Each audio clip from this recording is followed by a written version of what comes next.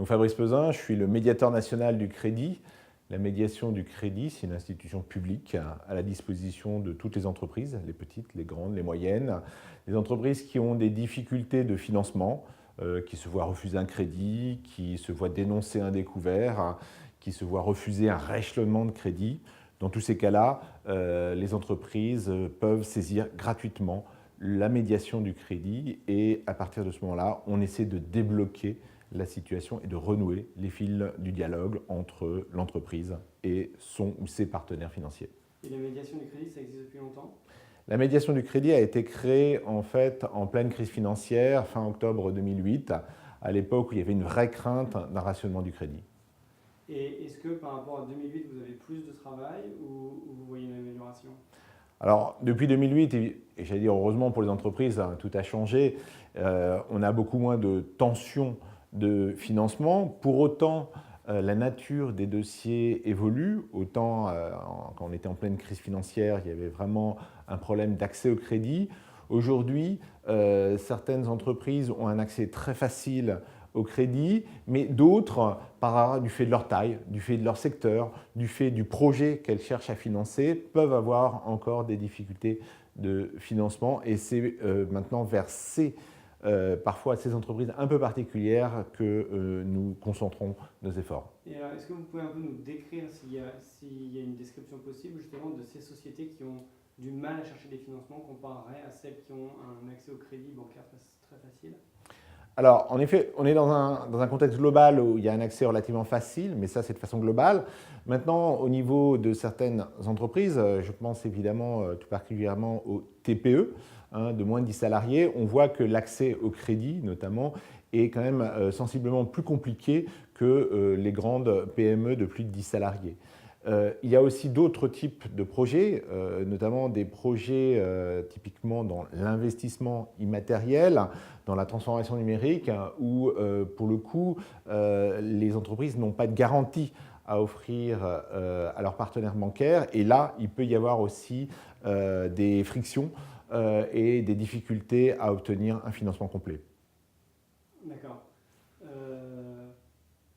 Est-ce que quels sont les moyens que vous voyez ou quelles sont les aides que vous donnez à ces entreprises qui ne trouvent pas de financement bancaire?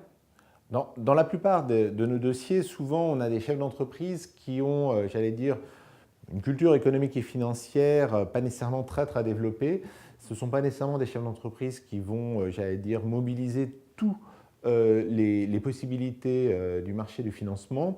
Et donc, on est souvent, nous, à la médiation du crédit, capables, j'allais dire, d'ouvrir un petit peu le champ des possibles et, j'allais dire, parfois on fait de l'ingénierie financière, dans le bon sens du terme, c'est-à-dire qu'on va essayer de faire appel à d'autres partenaires en termes de financement, d'autres acteurs que n'avait peut-être pas imaginé initialement le chef d'entreprise. Donc ça aussi, c'est un sujet. Souvent, les chefs d'entreprise, j'allais dire, utilisent basiquement quelques produits auprès de leurs partenaires bancaires. Ils font un petit peu de découvert autorisé, quelques crédits d'équipement, parfois un petit peu de crédit bail. Mais il y a aujourd'hui beaucoup plus d'acteurs, beaucoup plus de possibles en termes de financement. Il y a j'allais dire, une diversification des modalités et des acteurs du financement. Mais cette diversification, c'est aussi une complexification. Et on voit aussi beaucoup de chefs d'entreprise qui, en fait, ne maîtrisent que très mal, j'allais dire, les nouvelles attentes des nouveaux acteurs du financement. Et nous, à la médiation du crédit, on est capable de les accompagner et finalement de faire en sorte que l'entreprise puisse accéder à l'ensemble des possibles offerts par le marché. Est-ce que l'accès au financement des petites PME, aujourd'hui, comment elles peuvent faire concrètement? En fait, on a aujourd'hui de nombreux dirigeants de PME qui sont habitués à certains produits de financement, j'allais dire, parce que depuis des décennies, ils font toujours la même chose, du découvert autorisé, un petit peu de crédit bail, un peu de crédit d'équipement. Mais aujourd'hui, ce qui est intéressant, c'est qu'il y a de nouveaux acteurs, de nouvelles modalités de financement, mais qui ne sont pas nécessairement très bien maîtrisées par les chefs d'entreprise. D'accord. Est-ce que vous voyez déjà aujourd'hui, vous avez eu des cas de médiation avec des plateformes de crowdlending sur votre bureau ou dans votre département? Alors, depuis décembre 2015, nous avons un partenariat avec les plateformes de crowdfunding et nous faisons, j'allais dire, la pédagogie lorsque les dossiers s'y prêtent, évidemment, des plateformes de crowdfunding. Et d'ailleurs, on peut se rendre compte à ce moment-là que les chefs d'entreprise, en fait, ne maîtrisent pas très bien les attentes des plateformes de crowdfunding. Donc, ce n'est pas à nous de prendre la responsabilité de choisir une plateforme. Pour autant, nous expliquons et nous faisons la pédagogie aux dirigeants. Après, c'est au dirigeant lui-même de décider s'il va ou pas sur une plateforme de crowdfunding. Est-ce que vous croyez à ce développement des plateformes de crowdfunding ou c'est juste une mode selon vous? Non, moi je crois beaucoup à l'ensemble des fintechs. Alors, les plateformes de crowdfunding et de crowdlending, évidemment, sont une voie tout à fait intéressante et ça peut être utile, j'allais dire, pour certains dossiers. Après, j'ai envie de dire, l'ensemble des fintechs, il peut y avoir encore de nouvelles façons, j'allais dire, de financer l'exportation, de financer certains projets particuliers. Et pour moi, c'est en effet très important de voir tous ces nouveaux acteurs qui proposent des solutions.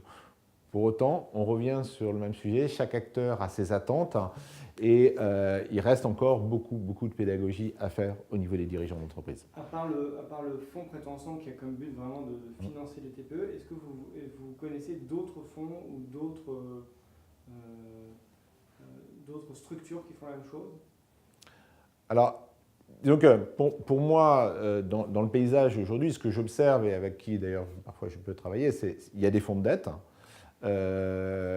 qui, après, j'allais dire, sont sur des tickets plus ou moins importants.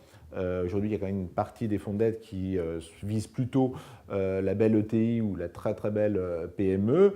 Je crois qu'un des enjeux, en tout cas pour moi, c'est de faire en sorte que des fonds de dette puissent justement prêter à des entreprises de plus petite taille sur des tickets beaucoup plus faibles.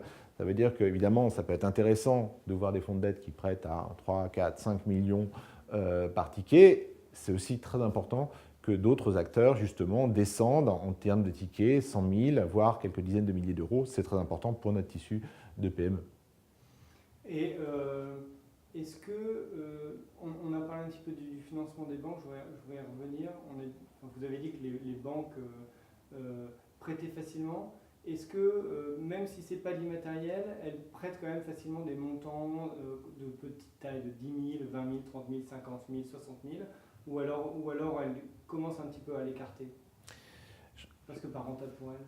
Alors, il y aura toujours en effet ce sujet. Il me semble quand même qu'il y a des acteurs bancaires qui sont plutôt focalisés sur l'artisan, sur le commerçant, sur la petite TPE, et donc qui quand même gardent cette habitude de pouvoir prêter avec des petits montants. Pour autant, d'ailleurs, en utilisant parfois les codes de certaines fintech ou de certaines plateformes de crowdfunding, mais ce n'est pas totalement un secteur complètement délaissé. Il me semble, en tout cas, qu'à partir du moment où il y a des garanties par derrière, enfin des garanties, que ce soit la caution personnelle ou des actifs physiques de l'entreprise, aujourd'hui, il y a quand même des solutions au niveau des acteurs bancaires. Ça n'empêche pas, à mes yeux, qu'il y ait d'autres acteurs qui viennent et qui essaient aussi d'apporter, j'allais dire, certaines caractéristiques comme la réactivité dans la réponse, comme dans la mise à disposition des fonds. Donc, j'allais dire, il y a de la concurrence et c'est très bien. Et ça permet, j'allais dire, à l'ensemble, finalement, du marché d'offrir toutes les solutions de financement à toutes les entreprises. Et si maintenant on fait un petit pas en arrière, un petit point un petit peu plus macro, même voire politique, est-ce qu'aujourd'hui il y a une vraie demande ou il y a une vraie... on souffle un petit peu l'élan vers le financement des TPE par le gouvernement ou alors est-ce que c'est un peu une priorité aujourd'hui ou alors ou pas vraiment? Vous, dans votre département, dans les moyens qu'on vous donne, etc. Alors, nous, clairement, en tout cas, la médiation du crédit, mais de façon plus large, au niveau du ministère de l'économie et des finances, il y a vraiment, j'allais dire, un sujet TPE-PME, c'est-à-dire qu'on voit en effet, c'est un secteur ou une taille d'entreprise qui a quand même en effet un peu plus de problèmes d'accès au financement. C'est un sujet où il y a le plus de problématiques de délai de paiement. Donc la puissance publique est très attentive à ce tissu un peu particulier. Et en plus, c'est un tissu, évidemment, qui est générateur plus tard de belles histoires, qui feront des belles PME, voire des ETI. Et aussi, c'est un tissu qui doit relever certains défis, notamment, je pense à la transformation numérique, je pense à l'exportation. Même sur cette taille d'entreprise, il y a des vrais défis à relever, évidemment avec des problématiques de financement associées. Donc le gouvernement, la puissance publique et la médiation du crédit, nous sommes tous très attentifs à cet tissu, cette partie justement pour pouvoir grossir, pour pouvoir s'agréger et pour relever l'ensemble des défis de demain. Est-ce qu'aujourd'hui les sociétés renoncent, les sociétés qui veulent financer l'immatériel ou qui veulent financer la transition énergétique renoncent un petit peu à l'endettement parce qu'elles n'y arrivent pas? Alors aujourd'hui, il y a en effet, j'allais dire pour moi, toutes les entreprises, quelle que soit leur taille, font face à des vrais défis, notamment en termes de transformation numérique. Ça concerne vraiment toutes les tailles d'entreprises. Dans la transformation numérique, il y a des choses qui sont assez risquées, c'est vraiment de l'innovation radicale, et là la question de l'ouverture du capital et de l'accès aux fonds propres doit se poser. Dans d'autres types de projets, c'est quand même moins risqué et le financement en dette est tout à fait possible. J'allais dire, chaque projet doit être étudié. Ce qui est sûr, c'est qu'il y a des besoins de financement à mes yeux qui sont tout à fait conséquents. J'espère que l'ensemble de la place de Paris sera submergé par des projets notamment de financement de transformation numérique. C'est fondamental pour nos entreprises et c'est fondamental d'avoir justement accès à des financeurs qui n'exigent pas de garantie parce que justement on est dans de l'investissement immatériel. Concernant la médiation du crédit, vous avez combien de dossiers à peu près par an?